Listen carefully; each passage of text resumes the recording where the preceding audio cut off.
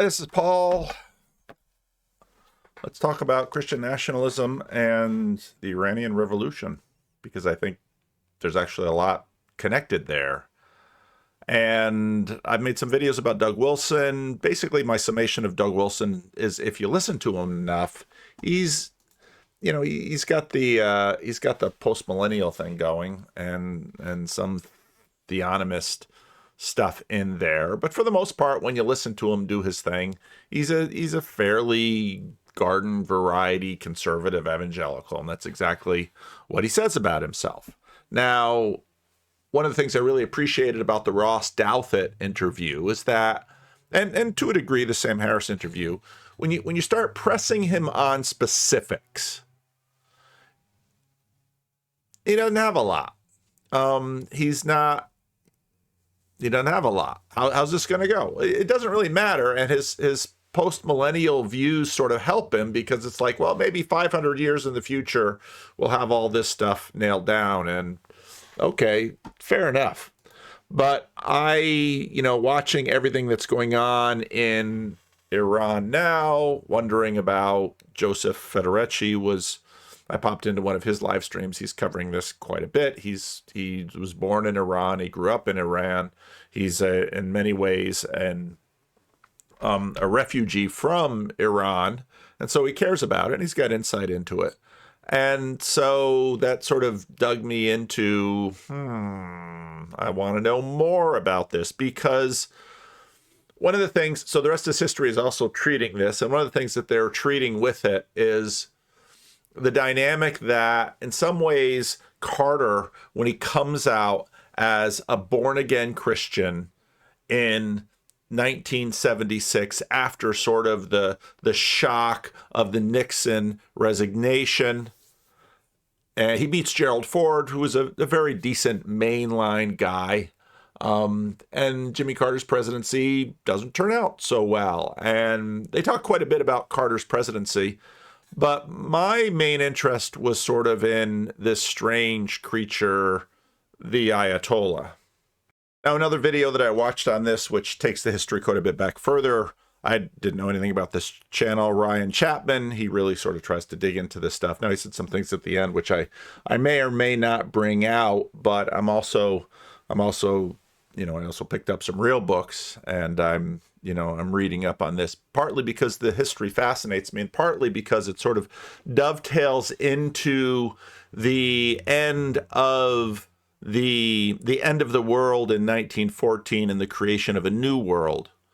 And obviously with the collapse of the Ottoman Empire, the collapse of the Russian Empire, the collapse of the Austro-Hungarian Empire, you have the collapse of these old styles of empire, and it leaves a vacuum. And it's happening basically at the same time as when the colonial period is sort of reaching its peak. And you begin to see, just as you saw in Europe earlier, you begin to see the transformation of many other parts in the world. Now, obviously, in Iran, oil will be discovered, and once oil is discovered, that will change things. But part of what you begin to see is that these old style empires, the Ottoman Empire, the Austro-Hungarian Empire, especially the Ottoman Empire, my sense is that they left a degree of autonomy in these places. You could see this in the Roman Empire, let's say.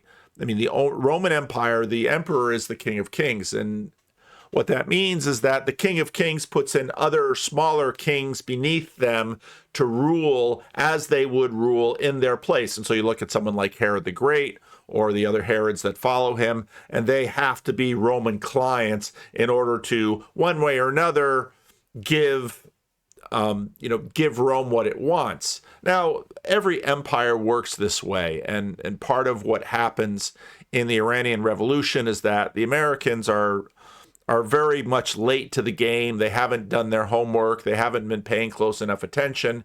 And after really the deal is done, then the Americans kind of come in. Brzezinski comes in as like, well, could we do a military coup? So you've got, America sort of, you have all these rights and freedoms at home, and this is a long story with America, that in other places in in the West, in the Western Hemisphere, and other places around the world. It's more important that we have regimes that are basically doing as we want, rather than, let's say, promoting the values we enjoy at home. Now, you can then push forward to the neocons and Iraq when they imagine that, well, we'll just push over Saddam and then a flourishing, full-formed democracy will come. And no, that didn't happen either. None of this is easy, or none of this is clear or simple. But, part of what happens is that Iran gets caught in sort of, it's not the great game like in Afghanistan between Russia and the British Empire, but to a degree, Russia and the British Empire are sort of vying for influence in Iran during the Second World War. They very much want to keep the Nazis away from the oil fields, but that sort of leaves a vacuum. And the easiest way to sort of fill it is to put in the Shah. And the rest is history, I think, to the degree that I know this history, sort of walks through a lot of that history. Who was the Shah? The different coups and revolutions that happened. There's a revolution earlier in the century, in the 20th century, which I'm reading about now, and I'll just show you the book. Michael Axworthy's Revolutionary Iran. Now, obviously, these things are tremendously complex, and from a newbie's perspective, how can you know? And so I'll just take that as it is. My main interest is sort of the back and forth with modernity and the various elements of modernity that are in place. Like, one of the things that happens is, if you read, let's say, history of 1848, one of the big struggles in Europe at that point is sort of the autocratic dictators versus constitutions.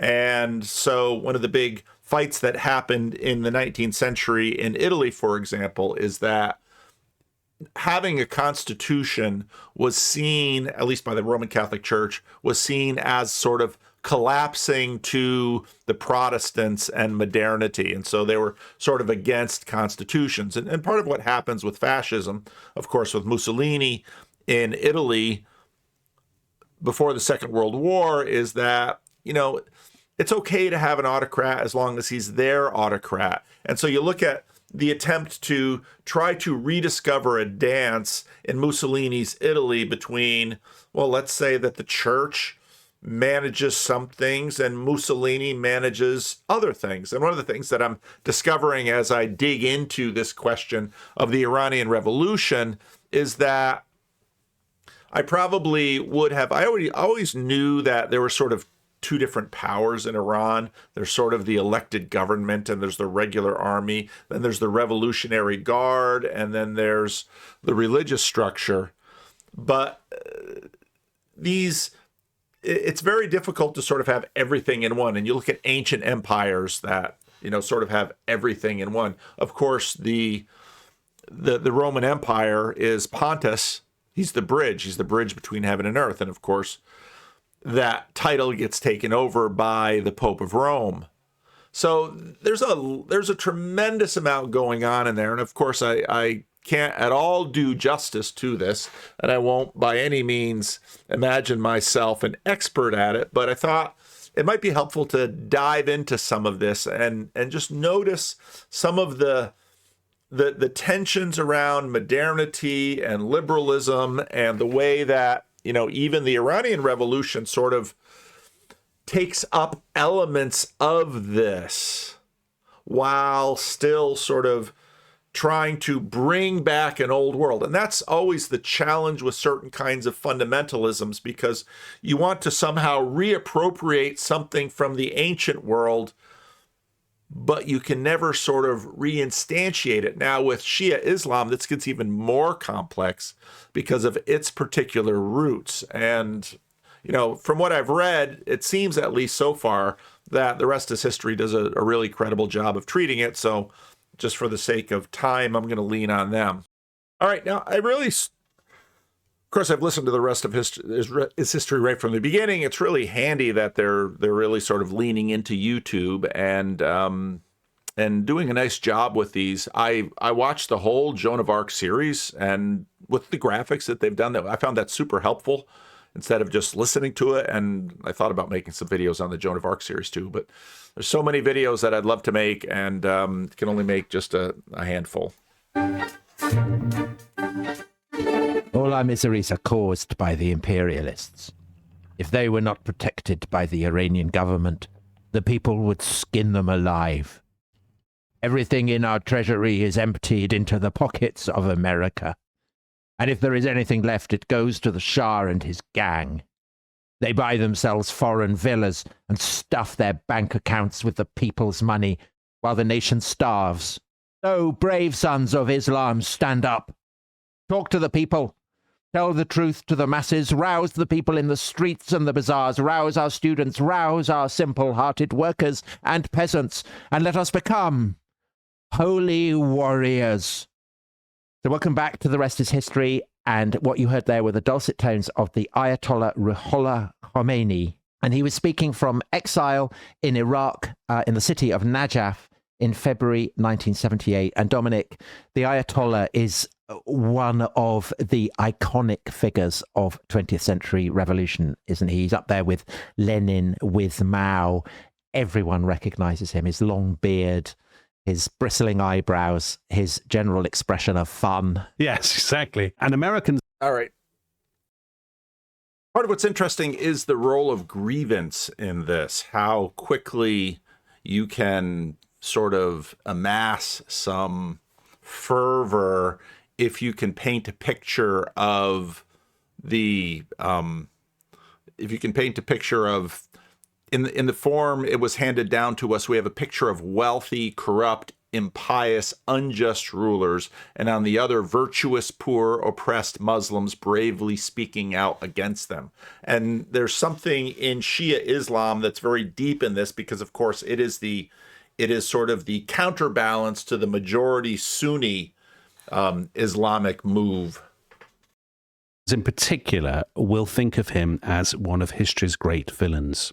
But as always with people who are regarded, as great villains or indeed great heroes, it's always interesting to dig into the reality behind the iconic image. He was born in the market town of Khomein in central Iran, probably in 1900. And he came from a reasonably well-off family. His father and grandfather had both been clerics. His father was killed in a fight when he was a toddler, and he was raised by his uncle and aunt. He was, by all accounts, a very clever boy. He supposedly began reading the Quran when he was 6. He was very good at football, apparently. He played football. He loved poetry, and actually he loves poetry all his life.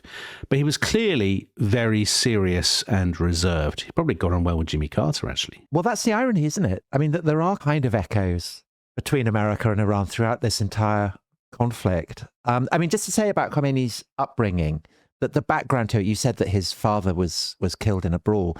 I mean, this is the period of the build up to the First World War and the First World War itself, and it is very violent. Yes, and I think that when he ends up going to a seminary, and I think that provides him with a kind of refuge from the chaos of life outside, and must be a hugely formative in his association of Islam with peace.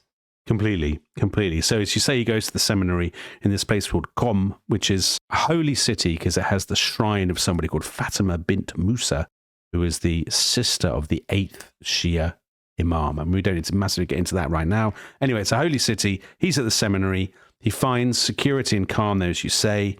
He does law there. He does philosophy, doesn't he? Greek philosophy. He does, but philosophy is his real focus. And it's particular focus on Greek philosophy, so Aristotle and particularly Plato, and how they have been mediated by the kind of traditions of Islamic and specifically Shia thinking. Exactly. And I think that's hugely important, because sort of the low resolution picture you get from, let's say, the United States watching the news would be, here's this guy out of the medieval period and he's a killer and a crackpot. No, he's first a scholar. And again, not unlike what we do to pastors. We want our pastors trained in the classics, and we want our pastors to use the classics.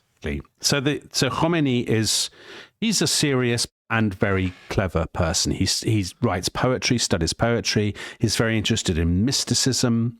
He becomes one of the most respected scholars at the seminary. I mean, you know who he actually also reminds me of is Pope John Paul II, also a footballer, a poet, becomes a titanic religious leader of the 70s and 80s. Certain parallel there. Yeah. So by the time he's about 50, people are calling him Ayatollah, which is a term of respect for an especially learned scholar.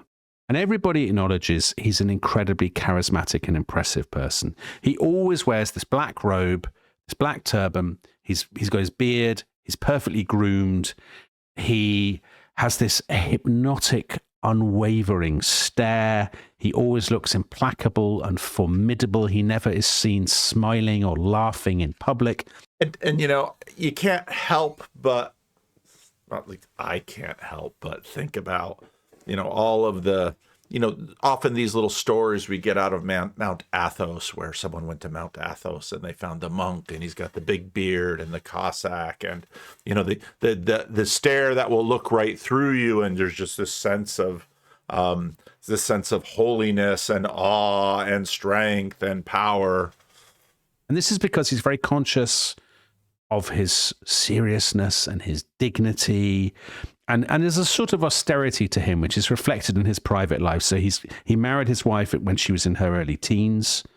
He's not a big, you know, unlike the Shah, he doesn't have dishes flown in from Maxims of Paris. He doesn't own much. He spends his time, you know, to relax. He prays, he meditates, he goes. And again, you've got the air of rigor, you've got the air of seriousness. He's not worldly, he's simple. And again, these things, some of these things, now we're going to have compare and contrast here, obviously, between some other things. But again, anybody listening to this through, let's say, their own religious viewpoint would say, yeah, you know, these are the credentials, these are the aspects where we look for a leader of integrity.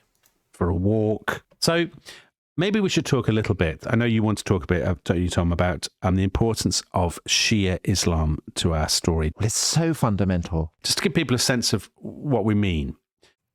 In the early days of the Islamic conquests, after the death of Muhammad, there was basically a disagreement about who would succeed, wasn't there? And Shiites believe that the Islamic community took a wrong path, that the leadership should have remained in the family of Muhammad's son-in-law, Ali. Well, specifically, Dominic, the family of the Prophet himself, because Ali is married to the daughter of Muhammad. And so their sons, Hassan and Hussein, are the grandchildren of the Prophet, but they don't succeed. They end up being killed. And we'll come to that in a minute. And over time, their faction basically evolves into its own sect with its own history and its own traditions and its own rituals. Yeah, so they are the Shi'at Ali, the party of Allah. So that's where Shia comes from. Shia or Shiites. So they are now in the world today about 10 to 15% of Muslims. The vast majority of Muslims are Sunni, but the Shia or the Shiites are this minority. And Iran had been a Shia or Shiite since about the 1500s, when the Safavid dynasty imposed it as the state religion. And it became a really, really important part of Iranian identity because it distinguished them from the neighboring Arabic-speaking countries, which were Sunni Muslim. So it made Iran feel different. And it had two massive consequences for our story. So one of them is that, I mean, I know you're going to say a little bit more about this, that at the heart of the Shia belief system is this idea that you have, you know, it's a belief system based on the idea of oppression and authority and virtuous, austere martyrs and victims who are being oppressed by overweening state authority or overweening authority. And again, this is such a universal wellspring of passion and political potential where, I mean, grievance is a powerful thing. And, you know, movie tropes play on this. It is so deep and so pervasive. You find it in the Old Testament. You can find it pretty much everywhere. Of one kind or another. And the primal victims and martyrs in this belief system are Ali, the son-in-law of the Prophet, who had a caliph who had been assassinated, but more particularly Ali's son, the grandson of the Prophet, we've already mentioned him, Hussein, who was killed in a battle in Iraq at a place called Karbala in 680. by the Umayyads, who are the dynasty who then establish a kind of imperial rule. And this, for the Shia, is where everything goes wrong, not just in the context of kind of late antique politics, but on a cosmic scale, because this for them is about the triumph of evil over good, and it's about the derailing of Muhammad's prophetic mission, which is a mission for the whole of humanity, the embodiment of God's plan for the world. And so... now, it's interesting where you have... Let's play around a little bit with Protestants, shall we? You know, for many Protestants, church history sort of goes, you've got Jesus and his disciples, and that story ends, let's say, in the book of Revelation at not Mount Athos, but the island of Patmos. And it sort of stops there, and then for some, it gets picked up at some point in the future. It might be the Protestant Reformation. For the Mormons, it might be all the way to Joseph Smith. But you have this theology with a gap, that there's a tradition that is lost, and now at some point, a great leader is going to regain it. But that's especially potent if the villains of the story are still around you. And of course, that will in some ways play out between Protestants and Catholics. That will play out between Protestants and LDS. So there's just sort of this structure here where, true Islam has sort of been, these Sunnis are the usurpers of the truth. But now, with Constantine and Christianity, it's very complex because, of course, Constantine, he doesn't get baptized until right before he dies, but he begins to favor and look to the church. And then, you've got the Edict of Milan, and the church is now no longer going to be oppressed. And now, you can maybe gain status by climbing church ladders. But then right away, you get sort of a dual structure where you've got the emperor and you've got the church, and then you've got leaders in the church. Now, at some point, and Tom Holland he's written a lot of books about the struggle between church and empire, back and forth in terms of supremacy. And so what's interesting is that with Shia, you have some of those same elements in there, and that he'll explain. Hussein's death in this battle at Karbala is seen as the primal catastrophe. And it is commemorated as a kind of great act of self-sacrifice on the part of Hussein. He's laying down his life for the good of all the world. It will strike people that there are slight echoes there of Good Friday, of the death of Christ. I think that's not coincidental. There are a lot of Christians in this period in Iran and in Iraq, and I think it is channeling those kind of Christian. Now, a really interesting book is Tom Holland's Shadow of the Sword, which I've made it through one and a half times. I really want to make it through again. It's not an easy book, and part of the difficulty that I have is I often use audiobooks for this, but it's difficult for me to sort of fix the characters in some ways without seeing the names, because the phonetics of the words are different from what I'm used to sort of processing. And I'm having this too now, working through the Iranian Revolution. So I have to sort of go back and forth between audiobooks and let's say Kindle books, because I can keep it in my pocket on my phone. I go back and forth between them to try to keep all of the characters straight. Understandings of sacrifice on the part of humanity. And so the day of Hussein's death, Ashura, which is the 10th day of the first month of the Muslim calendar, Muharram, is the great day of mourning for the Shia, and it is essentially their kind of Good Friday. Yeah. And this in turn feeds into a strongly apocalyptic perspective on the world, because if things have gone wrong, then at some point God will intervene to ensure that they will go right.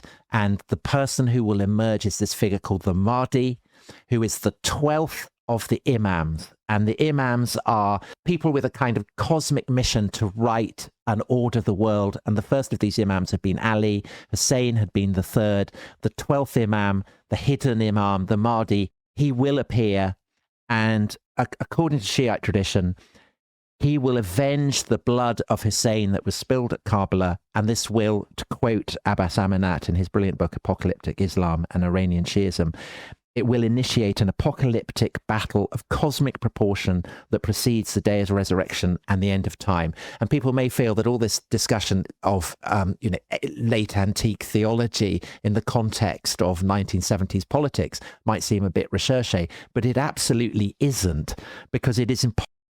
Now, you've got plenty of apocalyptic literature in the late 1970s in the kinds of circles out of which Jimmy Carter comes. You've got Hal Lindsey's 1980 Countdown to Armageddon. I mean, you have these whole other stories going on, and if you think that all of the pearl clutching around people, it's so funny which American presidents people get all concerned about in terms of theocracy. Jimmy Carter was, whatever you think about his management of this, and he's pretty roughly treated by the rest of history, and maybe fairly so. But Jimmy Carter was someone who was a serious Christian. Ronald Reagan, not really, didn't really go to church. And again, people get all worried about theocracy and Donald Trump. I mean, Ronald Reagan was the first divorced president of the United States. Donald Trump beat him, as someone who was in his third marriage as president of the United States. And nobody will. It's fascinating comparing someone like Jimmy Carter, who was like this austerity president that told America to put on a sweater instead of using so much oil and turn down the national speed limits to 55, and Donald Trump, who's building his golden ballroom. So, these narratives just sort of go back and forth. A little bit more from the book. The followers of Ali tend to be those who wanted to uphold the austere principles of Islam against what they saw as the corrupting influence of wealth and government in the expanding Arab empire. And now that is key, and you can sort of look at, let's say, Protestant Catholic dynamics in this, those who are out of power versus the corrupt Catholics who, by the Protestant era, have cozied up with kings, and you see that the kings are buying and selling ecclesiastical offices, and you have bishops and members of the church hierarchy that never even visit the people that they are supposedly leading. You have all this energy in the Protestant Reformation about this. Okay, I'm going to switch to his treatment of Iran because he goes a little bit more in depth in it. With that all being said, I think it's time to bring in Iran. Iranians, as an organized people with a distinct culture and political identity, have conservatively about 2,500 years of history, about 1,200 of which, nearly half of it, predates Islam. They were typically held together by a king, in Iran called a Shah. Shahs, it was believed, had a kingly charisma, far, radiating from them, that bestowed upon them the right to rule. But if a Shah failed at the art of governing, the Shah would lose his charisma and would ultimately, one way or another, be deposed. Such beliefs contributed to a turbulent political history for Iran, with many different empires with varying degrees of power and success rising and falling, held together by leaders with varying beliefs. At the time, there were no modern states that could impose a singular language and culture, as we have now.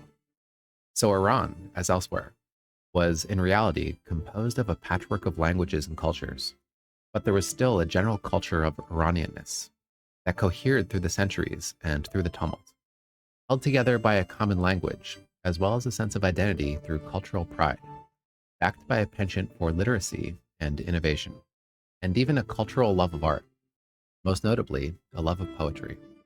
The name Iran itself seems to have an ancient etymological tie to the concept of nobility, and is the name that people living there, for most of its history, used. The terms Persia and Persians come from a specific ancient group of Iranians.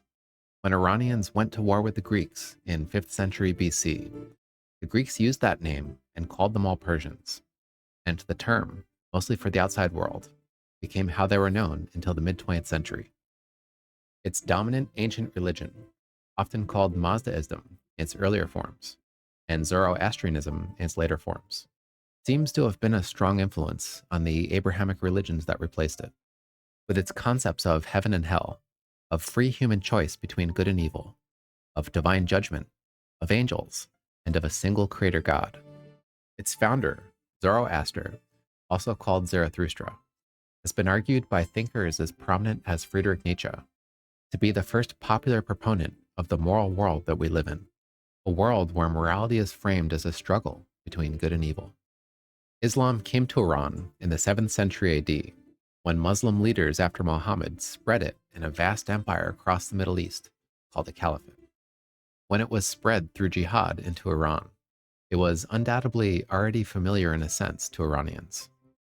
Through a mix of organic conversions, forced conversions, and political purges, Islam quickly became the predominant religion in Iran.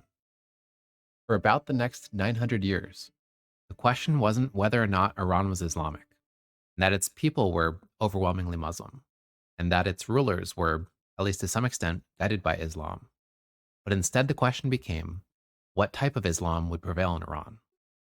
The Prophet Muhammad had stressed the importance of the unity of Muslims, but upon his death, their unity fractured over the question of secession.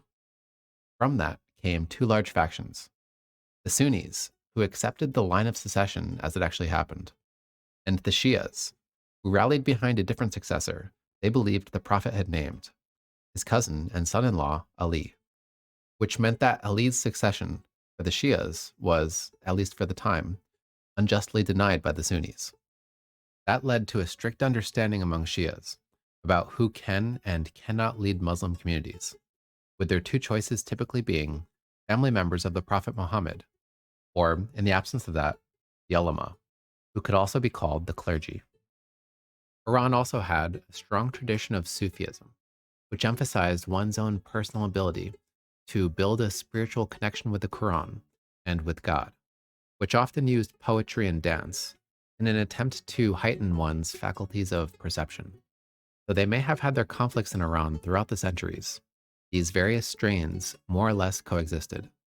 Modern state apparatus had not yet developed, and the ability of leaders to impose their will on an entire society was quite limited. I want to be really careful with this, but this theme that he just made of sort of a personal relationship and how that gets funneled, and the local clergy. I mean, this is a theme that I've picked up in a couple of other places too. The Sharia, for example, may have been emphasized here and there, but leaders had no ability to impose it as law on the whole population, with anything like the thoroughness that we'd recognize today. Furthermore, Iran was prone to political upheavals. It was invaded, conquered, fractured, coming together again, only to break back apart. But as modernity approached, things changed. In the early 16th century, a family called the Safavids, led by a man named Ismail, were able to overthrow regional leaders and bring all of Iran under their control.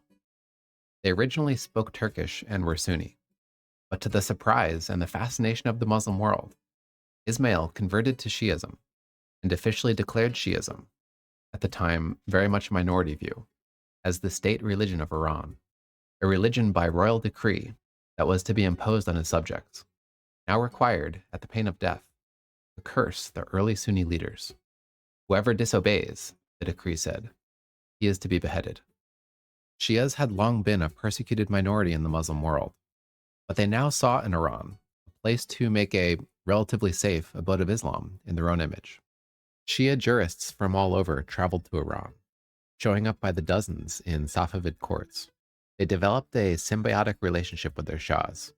They would provide religious guidance and legitimacy to the state, and would typically look the other way if the shahs didn't listen to their guidance. And the shahs, in turn, used the state to elevate the ulama, making them the new elite of Iranian society. As this went on, And again, this makes perfect sense if you have this large Arab world and you want to differentiate yourself from it. Well, you can see Orthodox and Catholic, you can see Catholic and Protestant, you can see you have a cozy relationship with the state. I mean, again, in part of what the papacy was looking for from Mussolini in those early years is we want someone who will work with us. And of course, in some ways, it's a little bit easier to cut a deal with basically the Pope as prisoner of the Vatican ends with Mussolini because they can make a deal, and they make a deal of getting the priests back into the schools. You can see similar things with what happens with Franco in Spain. Now, they were hoping that things would go better with Hitler, but Hitler is a different cat altogether. But you can see how this makes sense, how it develops. Iran became the first major, stable Shia state, and the leading example of Shiism within the Muslim world, a distinction that was true in its time and is still true down to the present day. In that climate, Shiism developed, and a new type of Islam emerged. Through a royal decree by the second Shah, Tahmasp, the Safavid state endorsed the principle of taqlid, which means imitation. Shias would, at least in theory, have the freedom to choose their own high-ranking cleric to look up to, called a mojtahid, but then would be obligated to live their life in a way that imitated that mojtahid, making Shia society now, in theory, directed by the clergy in a top-down fashion, as they directed Shias how to live their life as they believed God willed it. As they continued to elaborate on Shiism, the clergy became interested in ritualizing basically all aspects of human life. A popular tract, for example, gave direction on proper Muslim clothing, eating, drinking, bathing, personal hygiene, eschatology, sex, child rearing, education, marriage, parenting, animal rearing, buying, selling, and commerce. Between the power of the state and the direction of the ulama, it was thought, God's will could be achieved. An entire society could be made Muslim, and a unified form of Muslim in Shiism. And the ulama could direct that society. Now, and part of the desire of this always is, you ask Doug Wilson, his shortest definition of Christian nationalism: don't make God angry. Well, why? Well, basic common religion is if God is happy, you will flourish. If God is angry, you will not go well. You just read the end of the book of Deuteronomy. It's very clear. Keep the covenant, have flourishing. Disobey the covenant, suffer. Very clear. And this is, generally speaking, at a low level, sort of runs throughout the world. Please God, have your affairs in order, living God's way. You can see Protestants and Catholics and Christians take on very similar language. Now, again, this gets really complicated with Jesus in some ways because, well, Jesus isn't a picture of success because he gets killed by the Romans. Possible, I think, to understand the Iranian Revolution without an awareness of how important this apocalyptic understanding of the world is to the Ayatollah and to his followers. And it's precisely because the American foreign policy establishment have no comprehension of this at all that they don't really know how to handle the Ayatollah when he emerges onto the scene.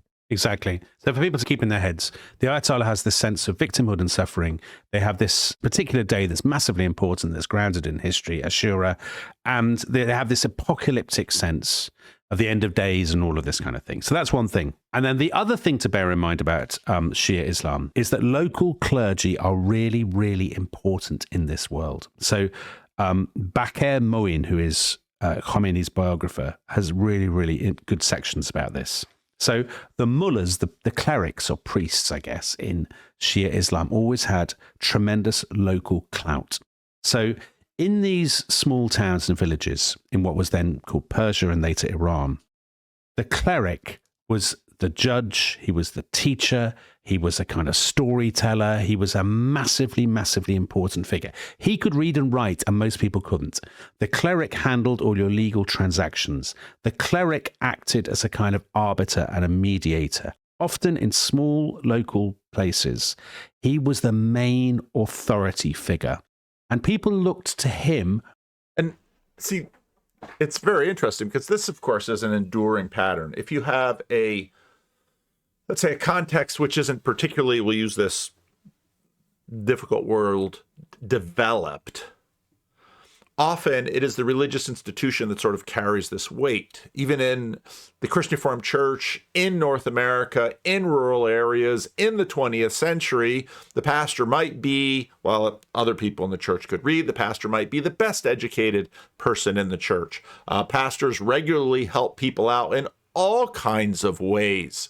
And I do that regularly, talking to a customer service rep for someone who is struggling with something. I mean, the pastors are sort of these nexus people to help smooth things over. Now, part of what happens when you get to the 20th century, the 19th and the 20th century in a place like Iran, is you have all these traditional structures, and then you begin to have the imposition of the modern world. You have the imposition of a cash economy where, you know, people aren't just growing their own food. I mean, there's always been trade here and there, but part of what happens in a modern world, once you get things like railroads and once you get things like connecting into global food supply is a really good thing, because if you have a crop failure locally of a certain crop, well, you can bring in food from other places. But that means, though, is that you're going to convert your food or other resources like oil into cash so that you can buy things. And then now suddenly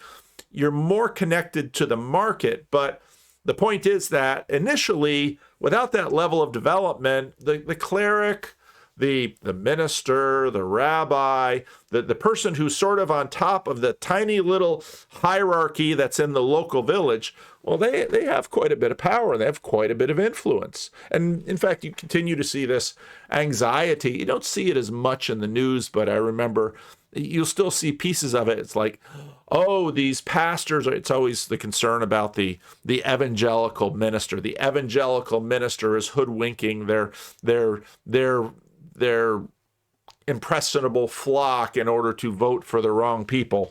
Not to the state, and they saw the clerics often as a kind of counterweight to the state, not part of it. Yes, and actually also crucial for people to bear in mind is that clerics pointedly did not aspire to control the state. They did not aspire to the leadership, say, of Iran.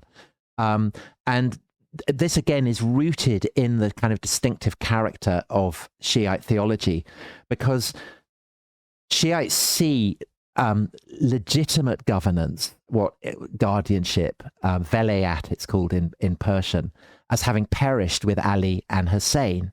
And therefore, basically, throughout history, Shiites have rejected the very notion of a kind of legitimate state. They don't think it exists. And this will only change with the coming of the Mahdi. And again, to quote... And that is a fascinating element of this, especially the transition that's going to happen. Aminat, the belief that all temporal powers are considered unjust was carried almost to the point of anarchistic idealism. So this, for Shiite clerics opposed to the Shah, it inspires them in their opposition to his rule, but it also leaves them with a problem, which is that who is going to step into the gap? Because there's nothing in the Shiite tradition that would say that clerics would take that step. Right. So one last point about these clerics. They often are quite well off because they're authority figures in their local communities and whatnot. And in the towns and the cities, they become very closely connected to the... So here already you begin to have the tension. On one hand, it's austerity that is valued. And again, this is not uncommon in various church structures. You have the black pastor who drives the Cadillac. On one hand, the pastor embodies the aspiration of the community. On the other hand, the possession of wealth makes everybody a little suspicious that, and these things just sort of flip back and forth. The merchant and artisan classes who basically run the bazaars, the marketplaces. And this actually is the social nexus that powers the Iranian Revolution, the alliance of these shopkeepers and artisans in the cities with the clerical elite. Now, the clerics' political independence is massively, massively important to them. It's a huge part of their political identity. But all through the Ayatollah Khomeini's life, there's been tension with the state in Tehran. I mentioned in the first half that his father in the 1930s had been a modernizer. He was very much cut from the same cloth as Ataturk in Turkey. So a little bit Peter the Great, actually, for people who remember that series that we did.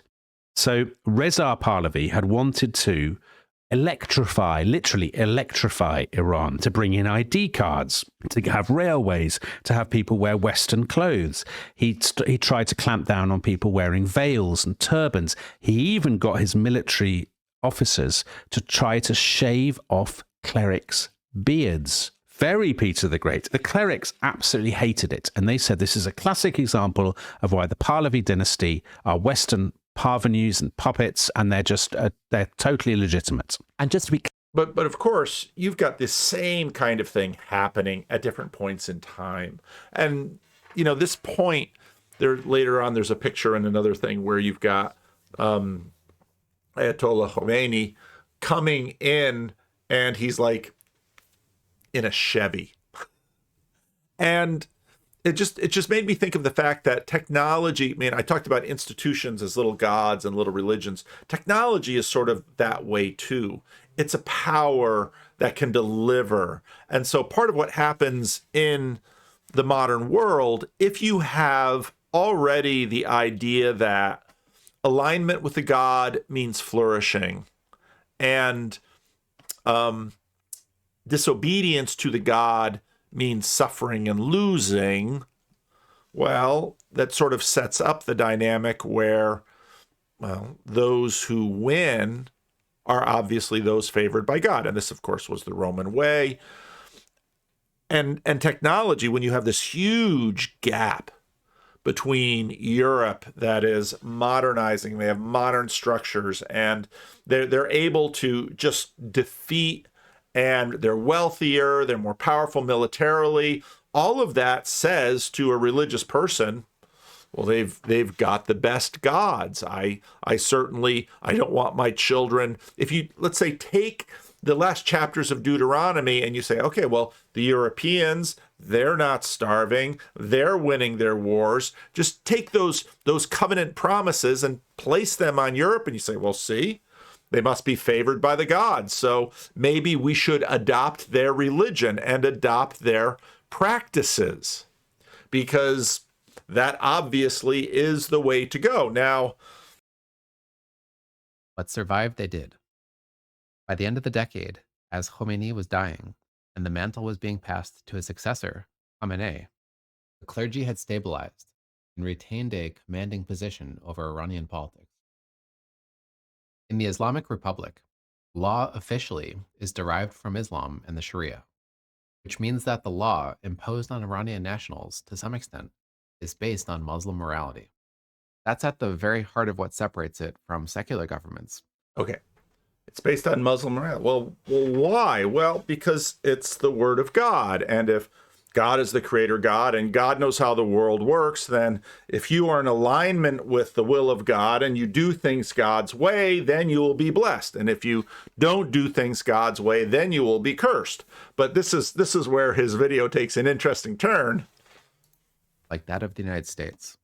In the United States, law is imposed on you by virtue of being an American citizen. But it's, at least by and large, secular law, arrived at through rational principles and implemented for practical purposes. Rational principles, practical purposes. Okay, so what is the God? How does this work? And it's just interesting where he runs through this whole video and he says, well, rational purposes, practical principles. So if we can't deal with pluralism, so you could theoretically, I would argue the dream of the Enlightenment is the way to deal with differences, make everyone to get everyone on the same autonomous rationality, the same internally consistent system. Please note, internally consistent is not the same as generally consistent. But if we can all actually kind of follow the same view, then logic and rationality will bind us. And we should always know the Enlightenment is not crazy to try to seek this dream, because the religious wars, look at, have we really, we may be critiquing the Enlightenment a lot today, but do we really have a better alternative if all we're doing is killing one another and isolating and herkimerity? It happened for a reason. Yeah, man, because autonomous rationality means we have a way to bring ourselves together. Now, it reduces our personhood and reduces our qualities and diversity and humanity, but if all we're going to do is use our humanity to kill one another, is it really that bad? on the Friday live stream, I talked about there's sort of the religion of the gaps. And so you see, for example, these local clergy, these local clerics they're sort of the institution of the gap, and they're the leader of the gap. And you see this in societies all over the place. Haitian pastors in the Dominican Republic will help you with your cedula, will help you with getting this job, will help you with this, will help you with that. The institution is sort of, clerics, religion is sort of both the institution of the gaps, where we sort of fill things in, and then also the seed bed, where you sort of spin things off. It's interesting that a lot of us are connected with churches. I think all of us in this group. Sorry, Rod. We're all Christians here. Can't help it. But, and part of it is churches, part of the reason we create institutions is to manage. Churches often fill in where other institutions are not there. And in the case of Daniel, the question really isn't money. So Daniel showed up and I knew he needed money, but I've lent Daniel money for 15 years now, and he always pays me back. He just I have to wait until he gets his next check from the government. And I have sort of a spending limit on him. As he got out of the hospital a few days ago, which I was able to discern, your mic, Luke, is a really sensitive mic. Because I've known him so well, I could ask him the right questions. I can intervene on his memory because he doesn't have one.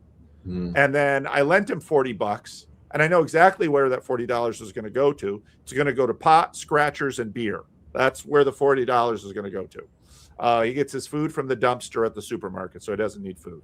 And he uses beer because he drinks beer 24/7 to sort of keep his bipolar kind of regulated.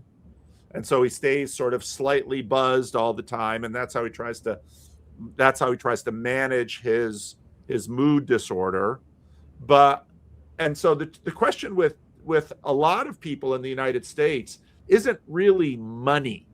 And when the question is money, it's usually a bigger thing than the Church Benevolence Fund can handle. And it's also a question of someone needs help with rent every month. And the church is this institution the church is sort of the institution of the gaps.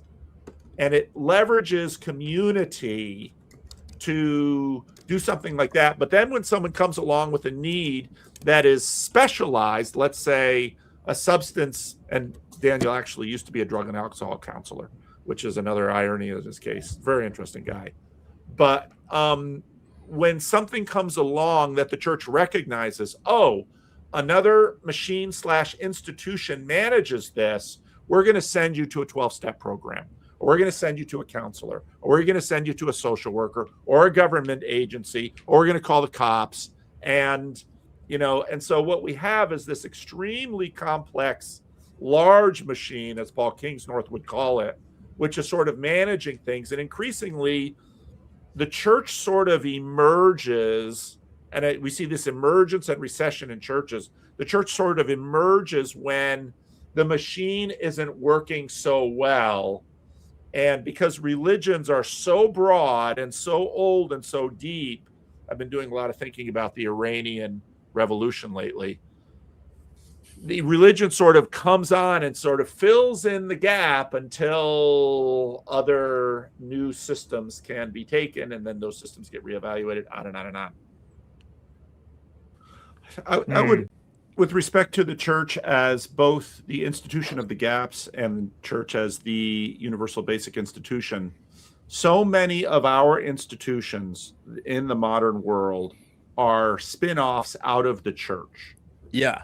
The way democratic government is a spin-off out of the church. Hospitals are spin-offs out of the church. Social welfare is spin-offs out of the church. Now, there are older institutions such as family that are older than the church. And I'll just put a little note on the personal responsibility at the top of the hierarchy. It is Jesus who, to the person who says, I'll follow you, but first let me bury my father. And Jesus says, let the dead bury the dead. So Jesus has a tremendous amount of nuance with respect to things. And in some ways, just as you said, Ian, Jesus is really tricky in that he puts himself at the top of the hierarchy and at the bottom of the hierarchy, which again is something that Peugeot mentions a lot, and has trained us to do the same thing. When the great leader of the nation comes on the mass communication machine and says, "I am the servant of all," he's taken this page from Jesus. And so I think part of what happens with these institutions is that the church is this bigger vessel. Now, when I talk and saying the church, I don't mean the Roman Catholic Church, or I'm talking this sort of church as Christ. And so that when the machines that the church spun off sort of start to break down, then they sort of go back into solution into the church pot, and churches are probably going to boil out a new machine to continue what churches had done. And because what happens, as you said, Ian, that these machines, not unlike kings and fathers and those kinds of things, they get gunked up over time. They're no longer shapen. And so something comes along and the machine is abandoned or destroyed. And then new machines and institutions have to be created, and that are a little bit better than the previous one. But in almost every iteration, there are some benefits to the previous machine that the new machine doesn't have. You know, I can't really hug my car the way I could hug a horse. And the car doesn't really know me in the way that the horse knew me.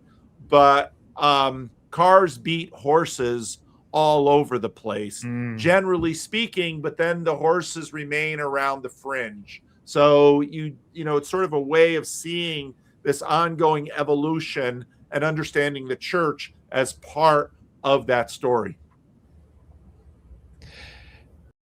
Now, I'm running out of time here.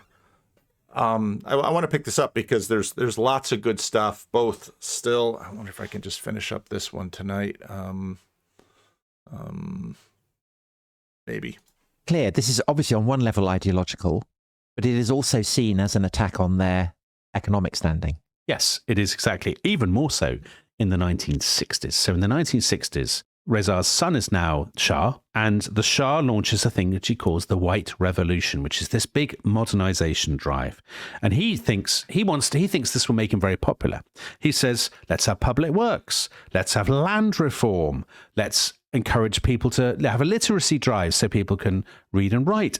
Let's give women the vote. Let's give women more rights. The chance to wear miniskirts. Right. Let's expand state education. Why shouldn't you be taught by trained teachers rather than the local cleric? And of course, this is going all the way through the world. And for many people, they're saying this religion of technology, this religion of rationality, this religion of freedom, this religion of liberalism works better. How do you know it works better? Well, look at the nations of the world that are on top. Don't you want to be on top? Don't you want to get out from under their boot? But of course, at some point, they're going to say, wait a minute, that whole system is rigged. We'll never get out from under their boot. And so you sort of go back to the religion of the gap. But as you know, hopefully if I continue to have time to follow up on this series, but you can of course jump through and listen to more of it, you begin to see that what they do is they're not only sort of the religion of the gap, but they're also the seedbed of new institutions. So now in the Iranian Revolution, whereas on one hand, the clerics don't want to get their hands dirty with filthy politics, but what if we sort of were kind of this cover where we could say, we don't actually have to rule, but we could say, you're illegitimate to serve here. You're illegitimate to be prime minister. You're legitimate, but then of course there'll be negotiations. And again, this is just basic politics 101. You can see this again going back to Italy during the rise of Mussolini. Mussolini has a problem. He needs the legitimacy of the church in order to secure his power. The church is like, well, you've not been a very good Catholic boy. You're anti-clerical. You're very much a secularist. But if you let us put our priests back into the schools, if you curtail certain kinds of plays and dramas, and the movies are coming in all the time, if you basically let us govern the morals of the nation, then you can have free hand doing these other things. And so what you're going to see is that, of course, the Ayatollah comes back in, but then he's got a problem, because is he going to rule? Is he really the 12th Imam? The 12th Imam was interesting. The succession following Musa's descendants until the 12th Imam was believed to have disappeared at the time of the 11th Imam's death in 874.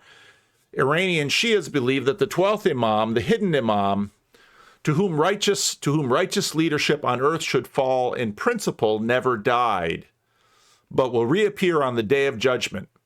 They are known as the 12er Shias, because they recognize 12 Imams, to distinguish themselves from Ismailis and some other minority Shia sects. In time, Shiism developed a separate body of traditions, religious legal rulings of its own, in parallel to the main tradition of Sunnism. So again, you see that now we have all of this stuff, and it's apocalyptic, as Tom Holland said. It's eschatological. This is the final days. But now, of course, they got their nation, and the religious leaders were able to dictate what is and isn't. Now, there continues to be a separate government, but it's all within the container of who's going to decide what's right, what's wrong, who's in, who's out, who gets to rule. But again, you see technology, modernity, liberalism. Now, these, of course, have their own religious roots beneath them, and then they have religious power.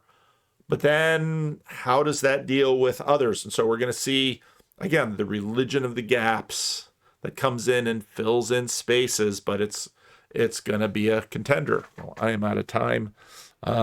This landed a little sloppily, but that's the way it has to be for today. Leave a comment.